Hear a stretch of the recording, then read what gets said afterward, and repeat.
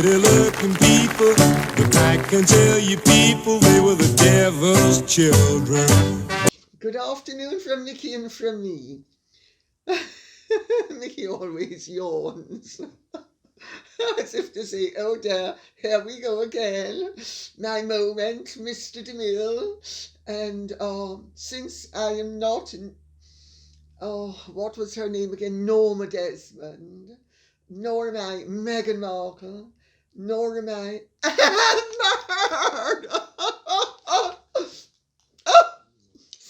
frightened Mickey.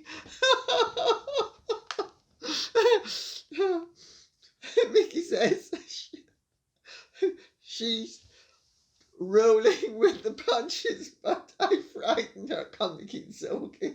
She didn't expect that eruption, but then I'm sure the only person who expected it was Johnny Depp to be naughty. Anyway, Todd Taylor says, congratulations, Lady C. Doubtless you know Buckingham Palace announced that they're going with your proposal for the Jubilee balcony, limiting it to working royals. If you hadn't spearheaded the campaign to keep the deceitful duo off the balcony, there's little doubt they'd have been there posing up a storm and hogging the limelight. It's thanks to the storm you created that hapless and hazardous are excluded. You should be proud of yourself, are you? Well, Todd Taylor, I'm not sure I deserve so much credit. No, maybe I made a little contribution. I think certainly the line I took not only here, but elsewhere on television was recognized by certain people and in certain quarters, and I have to tell you, I was encouraged to take the line as well by certain friends of mine, let us put it that way. So they knew how I felt, they felt the same way, and they encouraged me to hold the line or to lay down the marker. But I don't think I'm the only person, and I don't think I led the charge, so to speak. But thank you very much for thinking I did. Lots of Peachtree says. These names. Lady C, who do they think they are kidding if they want to introduce the children to the family and spend some quality time? The Jubilee isn't going to offer much, if any, time. Even if you wanted to be there for the Jubilee, wouldn't they plan to stay longer or arrive earlier if they were sincere? Also, in reference to the Oprah interview, my favourite part was when she compared herself to the Little Mermaid. And what do I think? Well, I think lots of Peachtree. You have actually made a very good point. But Meghan is a specialist in creating tight timelines. She created such a tight timeline for her father and so pressed all his buttons that had he not had a heart attack, he would have been here for the blink of an eyelid and a sniff of a sniffle. But that's how long it would have taken. He would have been quickly in and quickly out. And they are going to be quickly in and quickly out if his schedule in terms of polo is anything to go by. because the only Sunday he's not down for playing is the Sunday of the Jubilee, insofar as I've been made aware. So they're going to be quickly in, quickly out, and it's not about family and bonding and creating moments and solidifying links. It's about photo ops and topping up their line, their royalty line. You know, in the 1970s, Jamaicans have a wonderful sense of humour, and there was a joke making the rounds in Jamaica about Michael Manley, who was full of the brown stuff. And Michael Manley goes to the doctor because he notices he has a white line at the top of his forehead that keeps on going down. And so the top, and by the time it reaches near his brow, he's really worried because there's a big white gap, and then the rest of it is Mediterranean cafe au lait. So he goes to the doctor, and the doctor said, Michael, there's no problem. You just need to top up the BS. That puts me in mind of this. Yes, it does. Sorry, but it really does.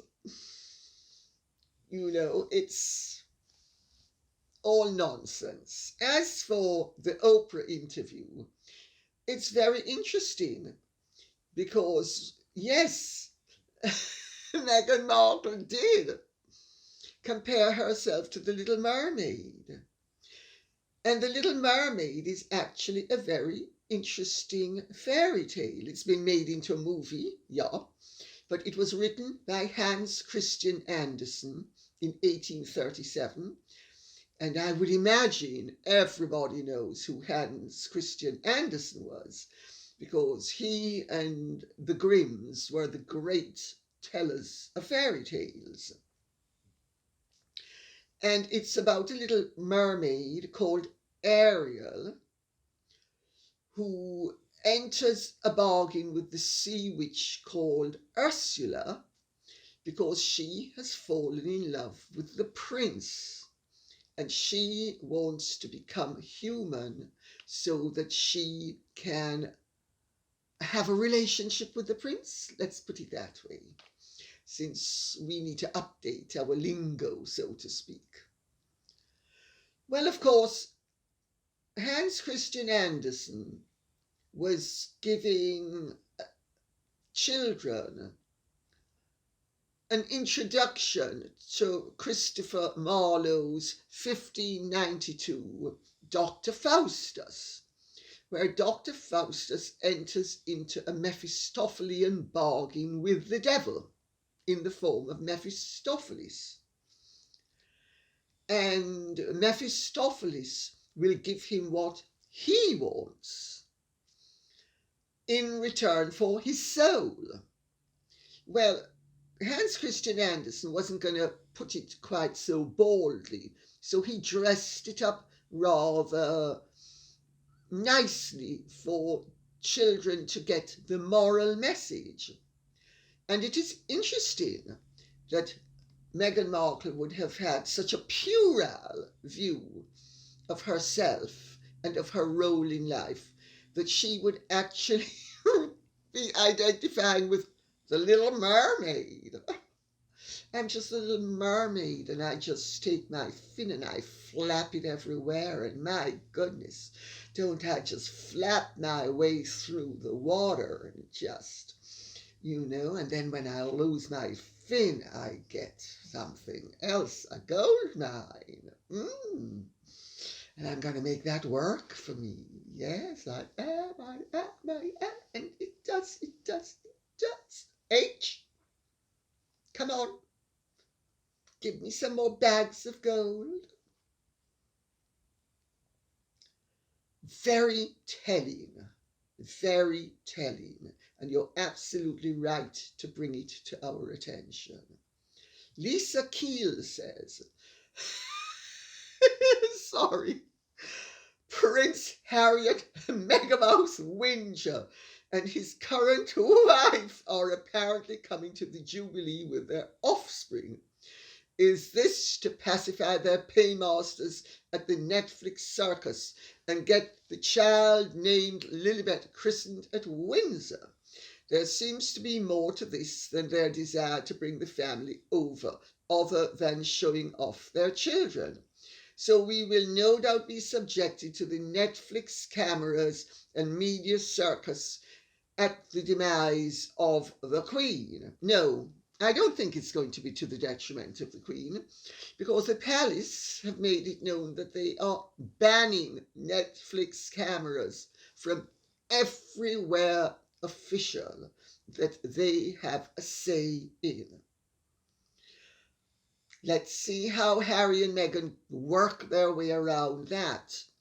You know, Netflix is clever, and they will doubtfully have sufficiently resourceful writers to be able to come up with a narrative that Harry and Meghan are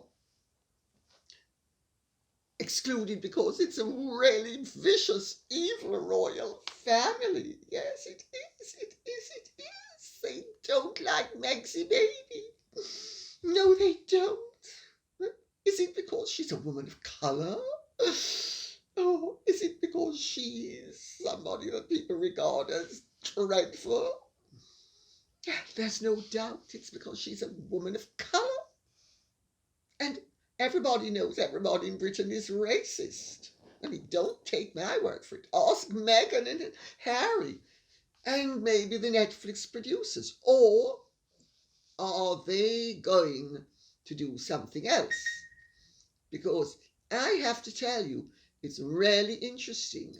A little birdie has whispered to me that one of the top people at Netflix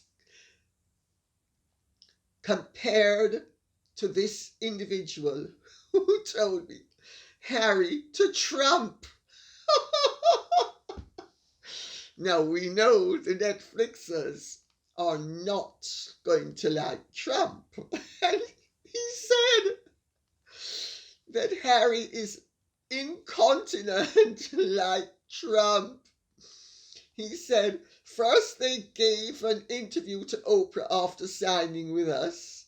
Then he gives Hoda Kotb an interview while being shadowed by our team. He's unprofessional, incompetent, completely unreliable and untrustworthy. And then he said that there's real regret here that we ever signed that joke of a duo. As if that wasn't bad enough. You couldn't make any of this up. I am reliably informed that despite the spin by Harry and Meghan that they've been reassured over security arrangements, the reality is nothing has changed except their minds. They have sucked salt and they understand that they have to be over here, and they were negotiating for an upgrade of status which has not happened. It's all smoke and mirrors. My goodness, these people seem to be specialists in smoke and mirror. Vicky Greenwood says, I read a blurb written by a sugar saying in essence that Harry and Meghan being driven around in little Land Rovers by children at the Invictus Games was to make fun of the Queen and William and Catherine's entrance in Jamaica standing in a Land Rover. Do you think this was the intention? Well, my dear, you should never exclude anything, no matter how debased, from certain categories of individuals. there are sometimes no depths too deep that they won't be plumbed by the untoward. Let's put it that way. And it is a possibility. It has to be said, it's not a possibility that occurred to me. And there are other possibilities, like maybe Land Rover lent all of that equipment to have free advertising. Maybe Harry was for once doing his duty as a British prince and boosting Britain. I mean, I know it's unusual. I know it very seldom happens, but, you know, every now and then, miracles do occur. And as for that Jamaican episode for which William and Catherine were so roundly criticised, I'm here to tell you that I know as a fact, having spoken to people in Jamaica, that it was at the suggestion of the Jamaicans. They wanted to replicate the journey that the Queen had done some time before. That's what they wanted to do. It was their idea. And of course, the Harry and Meghan followers will spin anything traditional into a flaw. But it was harkening back. But they don't like harkening back, you see. Because if you harken back, you might harken back to something grounded and sound. Well, if you're always projecting into the future, oh my dear, there goes another bandwagon. Let's jump on it. Mix! Wake up! Plenty pigs flying today. Plenty pigs flying. Harris has. Megs. Have their pigs flying everywhere today. And all the time. I mean, never have I seen such specialists in pig flying. Jazz says, Dear Lady C, thank you for sharing all of your interesting stories and knowledge. I have learned so much from you. Thank you very much. That's very, very nice to hear. I heard that Harry and Meghan are going to the Platinum Jubilee. In addition, Thomas Markle has said he is going to attend the Jubilee. Do you think Harry and Meghan will meet with Mr. Markle while they are all in London? I can't wait to see how this plays out. Harry and Meghan are like a train wreck you don't want to watch, but you can't look away. Hugs to you, Mickey, and the wonderful puppies. Thank you very much. It would be wonderful if there was a rapprochement in London, or maybe in some family home in the Shires. It would be really wonderful. It would be especially wonderful for Thomas Markle, because he's a good man and he loves his daughter. He loves all his children. He simply wants to reconnect and have what he regarded as the good relationship, and she confirmed was the good relationship they'd had for the first 36 years of her life. Sadly, I don't see it happening. She has provided Harry with a version of events that the only way she can backtrack is to commit marital suicide. If she backtracks, Harry will see that Boadicea is actually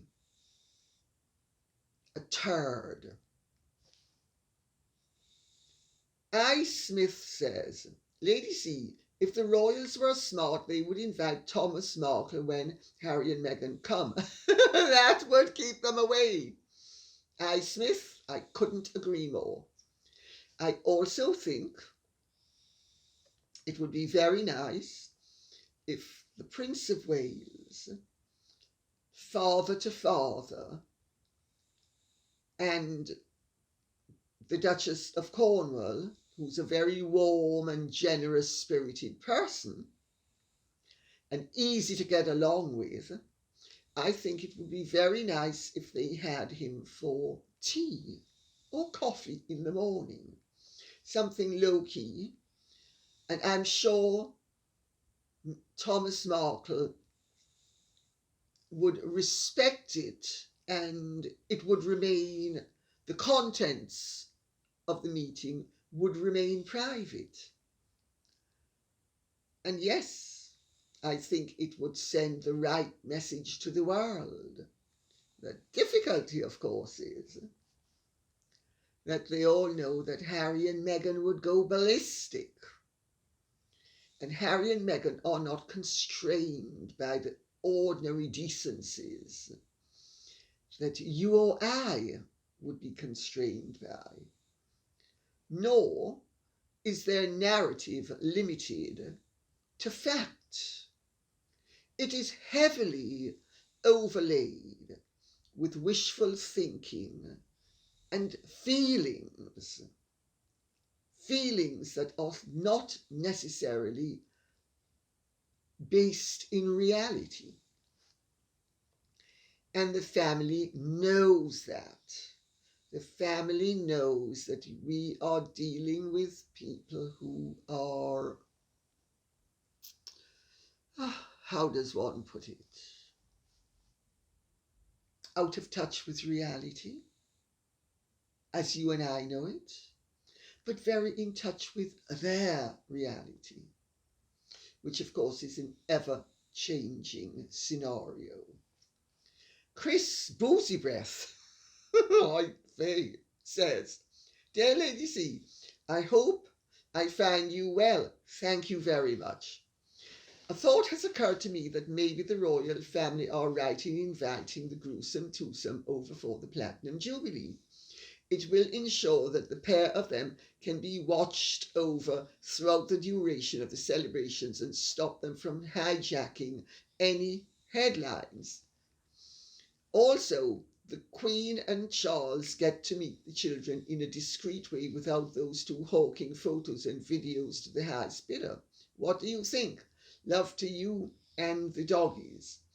Royals have banned Netflix cameras, darling. Yes, the royals have banned the Netflix cameras. They can't control what the conduct of anybody is going to be outside their own sphere. However, I think you have a point. The problem with Harry and Meghan is that they are crass and vulgar opportunists who will blow hot, then cold, and use whatever they wish and embroider it. You know, the problem with dealing with people who have personality disorders and who are mentally challenged health-wise is they are not limited by fact. The truth is not an objective entity. It is that which they require it to be at any given moment. But I think to an extent, you're right. It is a very opportune way of gaining some control over the antics of the Montecito Mavericks. Helen Daniels says, I think people are beginning to cotton on to the tactics of certain female celebrities. Meghan Markle, Amber Heard, Jada Smith, Chrissy Teigen, and many others. Hollywood and the public sphere are teeming with these histrionic creatures. The Amber Heard Johnny Depp trial is so typical of the chaos created by such narcissistic behaviour. It is unedifying, cringe-making, and absolutely dreadful in every respect, like a 21st century freak show. I couldn't agree more. I think it is a study in debasedness. I think it does nobody any good, but it does Johnny Depp the possibility of people seeing what he was up against with that hysteric and that really poisonous opportunist and dreadful liar and provocateur, because she was always provoking him. I actually have a measure of sympathy for her, because anybody who suffers from borderline personality disorder is really sad. They may make you suffer, but they suffer as well. And yes, I think the public are seeing through the more extreme celebrity, publicity seeking, attention snatching women, mostly women, who will say and do anything for attention. You know, there's a reason why the studios in Hollywood's golden age used to monitor everything their stars said and make sure that no interview was ever given without a studio representative being there to muzzle the star as and when it was necessary to do so. Most of these people have no innate dignity. They're pretentious, they're pifflers, they're attention seekers, they're respecters of their truth, but not respecters of our ability to discern that their truth is a three-letter word beginning with L. Of course, nowadays, the celebrity calls the shots in terms of the publicity. I understand that Amber Heard dismissed her PR team because the evidence of her conduct in court, which had nothing to do whatsoever with her PR team, was so damaging to her that she had to strike at someone, and she struck at them. So we can add disloyalty to the list of inappropriate conduct. A bibliophile says, Lady C, according to Tom Bowers, Meghan Markle, quote unquote, came from nothing and trampled on others to get to the top like a politician or a tycoon. That's what her acid-penned biographer has revealed. He claims to have spoken to people who she used and dumped on her way up. What are your thoughts on this? Will the book be worth reading? I have no doubt that the book will be worth reading. I understand that Mr. Bowers has spoken to quite a few of the people that Meghan trashed on the way up. Because you see, she's either too stupid, too unenlightened, too arrogant, or just too obtuse to have understood that you better be nice to people on the way up, because the odds are you're going to see them on the way down. And if you don't see them, they might actually contribute to your downfall. I mean, I've had people speak to me, as those of you who've read my book, Meghan and Harry, The Real Story, will know. I've had people speak to me who were extremely revealing about Meghan. Extremely. I mean, I would have thought that Tom Bowers is going to gild the lily that I have planted publicly. And I'm certainly going to buy his book, because I think it's going to be great fun to read about their Megsy baby's antics.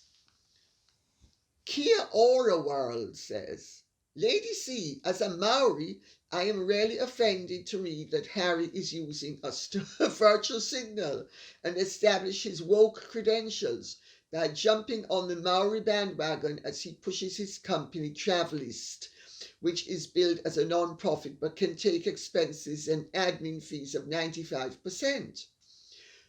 Several of my family feel the same way. Are we being cynical? Will any big block capitals good come out of yet another hop onto yet another topical bandwagon? Oh dear, oh dear. Don't tell me Harry also has a reputation of hopping on bandwagons. Oh my goodness. I can't believe it. Mickey. Harry's reputation is as debased as Megsy baby's. Everybody thinks that he jumps on bandwagons too. Well, actually, I think you've asked a serious question and I'm going to give a serious answer. The problem with this sort of conduct is that it is completely contrary to the way the royal family or any responsible institution goes about its business. The royal family divide up good causes amongst themselves, and nobody is supposed to trespass on anybody else's ordained territory. It creates confusion. It creates mess. It weakens the ability to have an objective and positive outcome. Harry is very invasive, as is Meghan. But Harry learnt invasiveness from his mother. Diana is much admired nowadays for her anti-landmines campaign. But at the time, the government was absolutely furious with her because she jumped in and hijacked a situation that was already taking place on governmental level so that she would get the credit for something that the government and governments all over the world were in the process of achieving. That's just one example. Diana didn't do it very often, but she certainly did it in terms of landmines. Harry and Meghan do it in terms of everything. They trespass. They are invasive. Harry is jumping on the bandwagons, in my opinion, opportunistically. And if you wish to think of it as cynical, I would not discourage you. In fact, I would respect your right to have that opinion.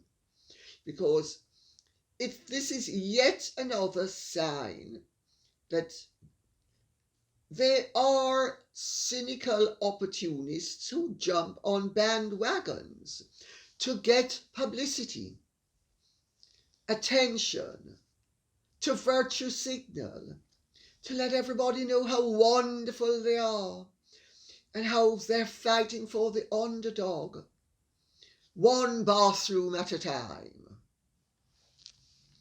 J. Whiteoak says, "Dear Lady C, you always look lovely with your lovely hair down." Sorry about that. Thank you so much, but it's up.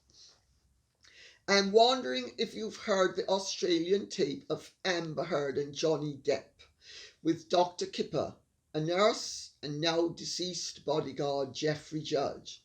It was recorded just after she destroyed Depp's finger, where she admits fault and says sorry repeatedly, but it has been assessed as inadmissible in court. But were it allowed, there would be no court case at all. It proves that things happened exactly the way Depp said they did, and proves she's a liar! Exclamation mark. But because it was taped without their knowledge, and Mr. Judge is deceased now, the one recorded event is inadmissible. What archaic laws these are! She's a bigger alco-druggie than he is. I hope that you will listen to that recording. She's been accused by a former employer of stealing her story of SA and using it in court. It's all a lie. I'm always glad to hear your opinions. Yes, I gather that there are elements of Gone Girl, which I have to say was a very good movie. Very good. And I have seen the tape. I have listened to it. And it's very, very revealing. And she also expresses concern about that he will dump her. None of which, of course, is going to be coming into court. Well, there are rules, but I would hope that there is a way that if she lies, it can be done for perjury. And she has lied. Let us see what happens, because usually in civil cases, nobody gets charged with perjury, as we discovered the other day when Meghan couldn't remember any of the help that she'd given to Amit scabies for funding freedom and finding freebies. She didn't even get a tap on the wrist beyond the fact that the court may declare that they believed she was lying, and they said it politely. I think it's a very sad situation. And I know, having been involved in a divorce with a liar and somebody who was an abuser, how completely dispiriting and defiling it is to be so grossly misrepresented. And I'll tell you something that a member of the Dupont family, or sorry, in America you say DuPont, a member of the DuPont family said to me at an AA open meeting on Park Avenue in February 1975. She said, "You know, you can be a drunk and you can be a drug addict, and you can still be a nice person. And you don't have to be a drunk and a drug addict to be a rat. But you can certainly be a rat who's a drug addict and an alcoholic. She said, and my suggestion to you is that you start to consider that maybe you married one. I listened, I thought, but she came right out and said it. I mean, the upper classes do have a habit of being very on point and to the point on occasion. They don't pull punches the way the middle classes do. And I was very grateful that she said it because it's absolutely true.